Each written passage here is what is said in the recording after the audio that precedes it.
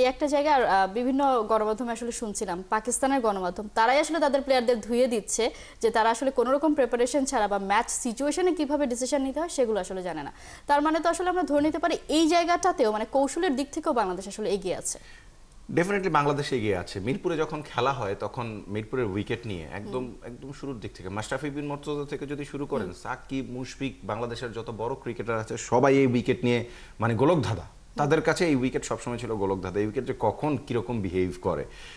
শ্রীলঙ্কাতে যখন একদম শেষে বাংলাদেশ দল সিরিজ জিতলো, লিটন দাস বাংলাদেশের টি-20 ক্যাপ্টেন, তার প্রেস কনফারেন্সে এই সিরিজ সম্বন্ধে তাকে যখন জিজ্ঞেস করা হয়েছিল তখন লিটন একই কথা বলেছে, মিরপুরের উইকেট নিয়ে আসলে আমি নিজেও কোনো কিছু প্রেডিক্ট করে বলতে পারবো না পাকিস্তানের বিপক্ষে আমরা কি ফেভারিট অর নট, কারণ ওই উইকেট কিভাবে বিহেভ করবে, কি করবে, কোন রকম নেচার হবে আমরা জানি না। তারপর আমরা আমাদের সেরা ক্রিকেটটা খেলবো।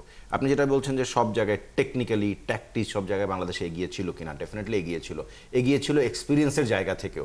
এই উইকেটটা যতই গোলকধাঁধা হোক না কেন তারপরেও আমাদের মানে হোম অফ ক্রিকেট, তো এখানে আমাদের ক্রিকেটাররা ঠিক যেভাবে মানিয়ে নিতে পারে পাকিস্তানি ক্রিকেটাররা সেভাবে মানিয়ে নিতে পারবে। এবং আপনি যেটা বলেছেন, রমিজ রাজু একটা চমৎকার কথা বলেছে যে প্রতিকূল পরিবেশে কিভাবে ক্রিকেটটা খেলতে সেটা বাংলাদেশের কাছ থেকে পাকিস্তানের শেখা উচিত। ডেফিনেটলি দুইটা আলাদা আলাদা ম্যাচে দুই ধরনের কনটেক্সটে বাংলাদেশ দল যেভাবে সার্ভাইভ করেছে বা যেভাবে ম্যাচটাকে পুল অফ করেছে সেটা সত্যিকার অর্থে প্রশংসার তো দাবি রাখি। তবে আমি আবারও মনে করি যে সামনে 2026 টি-20 ওয়ার্ল্ড কাপ কিংবা এশিয়া কাপের আগে এই ধরনের উইকেটে বাংলাদেশ দল যতই মানে জিতুক না কেন বা যেভাবেই যেই দলকে হারাক না কেন, দিন শেষে এটা কিন্তু মিথ্যে বাহাদুরি হয়ে থাকে। 2021 টি-20 ওয়ার্ল্ড কাপের আগের কথা মনে করে দেখেন।